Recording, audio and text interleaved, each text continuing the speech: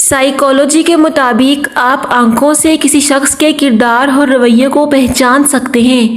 نفسیات کے مطابق انسان سوئے بغیر 11 دن زندہ رہ سکتا ہے۔ نیند انسان کے لیے کھانے سے زیادہ ضروری ہے۔ ریسرچ کے مطابق ڈپریشن میں مبتلا لوگوں میں بون کینسر کے چانسز بڑھ جاتے ہیں۔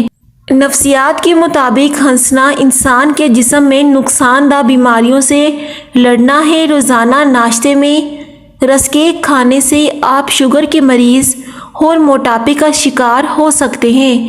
افطاری میں کھجوروں کا استعمال لازمی کریں کیونکہ کھجور غذائیت بخش ہے۔ یہ معدے اور دل کو فراہم بخشتی ہے اور نیا خون پیدا کر کے جسم میں فولاد کی کمی کو پورا کرتی ہے۔ اگر آپ ہائی بلڈ پریشر کے مریض ہیں اور روزہ رکھنا چاہتے ہیں تو کھانوں میں چند احتیاط ضرور کریں۔ نمک سے پرہیز کریں، تلی ہوئی اشیاء سے پرہیز کریں، مرچ مسالے دار کھانوں سے پرہیز کریں۔